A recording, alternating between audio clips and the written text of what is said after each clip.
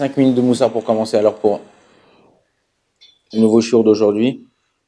Dans la parashat Mishpatim, on répète, il y a 42 mitzvot entre l'homme et l'homme, Ben Adam Lachavero, et 11 mitzvot entre l'homme et Akadosh Baruch Hu. 53 mitzvot, ça racole.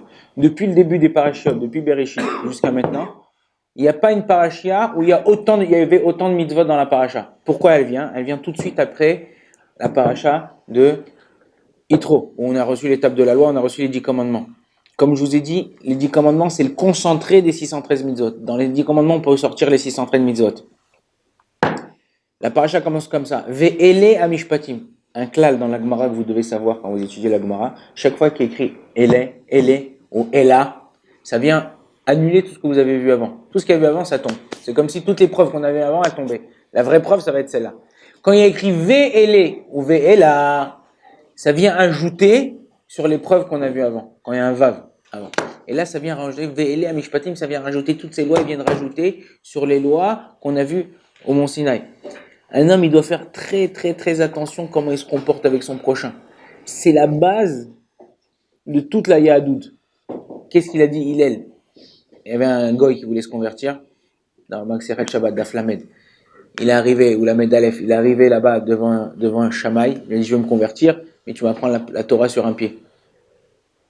Shamaï, il a sorti son bâton, il a savaté, et lorsqu'il a couru, il est parti chez Hillel. Il est parti chez Hillel, il lui a dit, je vais apprendre la Torah sur un pied. Il lui a dit, il n'y a pas de problème, mon fils, viens assis-toi. Il lui a dit, man desani alaïr, alta asi lechavrir. Ce qui est dégoûtant pour toi, ce que tu n'aimes pas qu'on te fasse, ne le fais pas aux autres. Il dit, ça, c'est toute la Torah, et tout le reste, c'est des commentaires. Il a dit, ah bon? Il est parti, il a commencé à étudier, jusqu'à qu'il a fait, il s'est converti vraiment par foi, par émuna, par Akadosh Baruch Hu. Quelqu'un, c'est ça, tout ce qui est en Ben Adam Lachavero, c'est comme il dit Rabbi Akiva, c'est ça, c'est l'homme envers l'homme. Si tu sais te comporter avec l'autre, tu sais comment te comporter, tu sais comment t'approcher de l'autre, faire attention de pas le vexer, pas le toucher, ou des fois tu es obligé de dire certaines choses, mais il y a des façons de dire, il y a une fois, je sais pas si vous avez raconté cette histoire, une fois, dans un Talmud Torah, un Rav, en Kita Zayin, c'est cinquième, à peu près, qui reprend la cinquième aujourd'hui. Il y a un jeune garçon, il a fait sa bar mitzvah, il revient le lendemain, machin, et il lui avait reçu une montre pour la bar mitzvah. Super, montre et tout. Ses copains, il l'appelle, il dit, hey, Manu, tu descends? Non, mais pourquoi faire? Il dit, non, tu viens avec nous, on va faire un foot en bas, dans la cour. Et il dit, non, mais non, j'ai peur, si je tombe avec ma montre, je vais la casser, elle est toute neuve et tout. Il dit, c'est pas grave et tout, prends-la. Mets-la de côté, mets-la sur ta table à côté de ta trousse, tu viens, on fait un foot et quand on remonte après la récréation, on continue. Ok, bon, d'accord, il enlève sa montre, hop, il met sa montre sur la table à côté, ils vont jouer, tata. Après un quart d'heure, il remonte, il n'y a plus de montre. Il va voir le rabbin, son rav, il lui dit, ah voilà, il commence à pleurer, on va faire une montre toute neuve de bar mitzvah et tout ça et tout. Le rav ferme la porte à clé de la classe, il dit, tous les enfants sur le mur, je vais vous fouiller.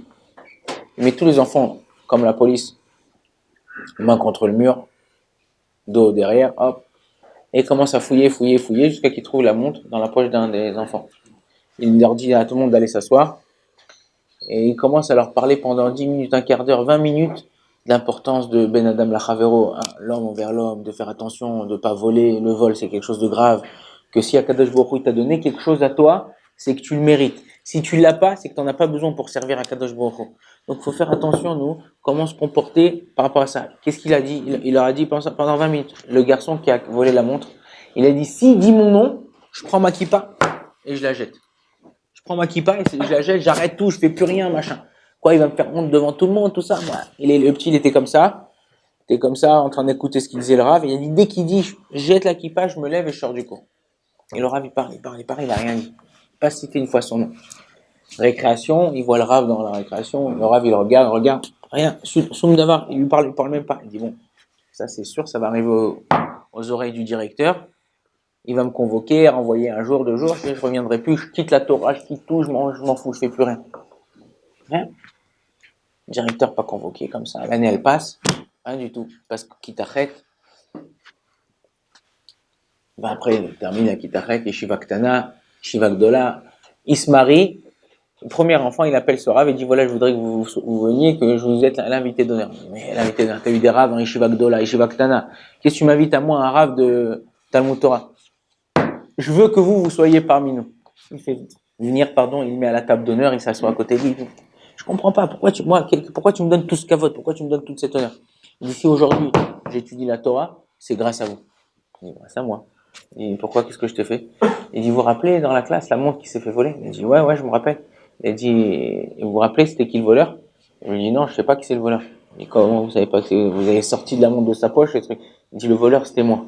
Et moi, je m'étais dit que si vous m'aurez fait honte en public, j'aurais tout lâché. Et il a dit, comment vous savez pas c'est qui le voleur? Il dit, quand je vous ai fouillé, j'ai fermé les yeux et je regardais dans chaque truc. Et après, pour pas savoir qui c'est, pour pas avoir un œil sur cette personne-là. Et donc, j'ai jamais su qui c'était le voleur.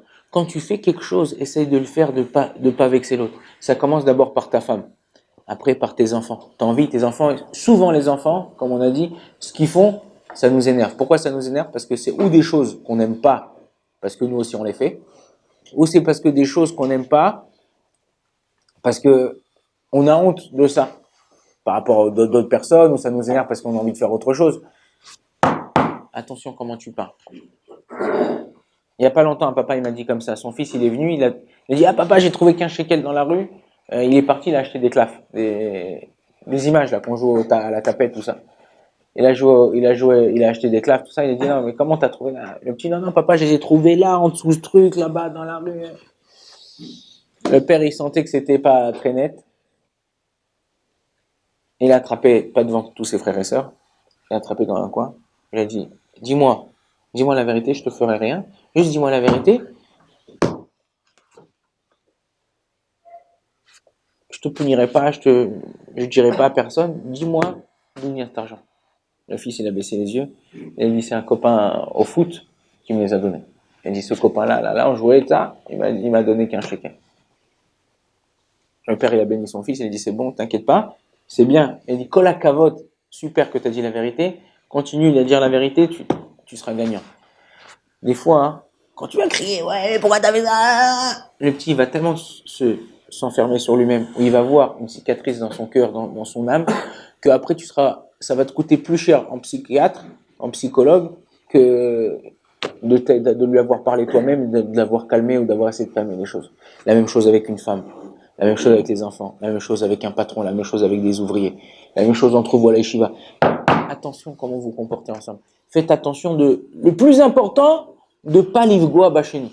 Pas de toucher, comment ça s'appelle, de toucher l'autre. Rappelez, je vous ai dit, de blesser l'autre. Vous appelez le jeu, là, que vous avez dit, j'avais dit une fois ici, à l'Eshiva. Il y a un jeu qu'on lâche des bâtons, hein? Mikado. Et on doit apprendre. C'est quoi le but du jeu? C'est de lever sans toucher l'autre. La même chose dans la Torah. Tu as envie de te relever, tu as envie de t'élever dans la Torah, dans les mitzvot, sans toucher ton prochain. Tu rentres dans la chambre, tu as voulu étudier jusqu'à minuit, 1h du matin, t'as pas besoin quand tu rentres dans la chambre le soir, d'allumer les lumières, tu vas te doucher, tu fais du bruit, et le mec il fait ça c'est encore pire. Vaut mieux pas que tu étudies et que tu déranges pas. Tu veux rentrer plus tard, va dans une autre chambre, ou va dans une chambre où ils sont pas encore en train de dormir, ou rentre et tu te doucheras demain matin, ou quoi. Ça c'est le respect de l'autre. Apprendre à respecter l'autre. Donc, les à Mishpatim, c'est Mishpatim qu'Akadosh Baruch Hu nous a donné 42 mitzvot, ben Adam Lachavero. Savoir comment respecter son. Baruch Adonai Leolam, Amen, Amen.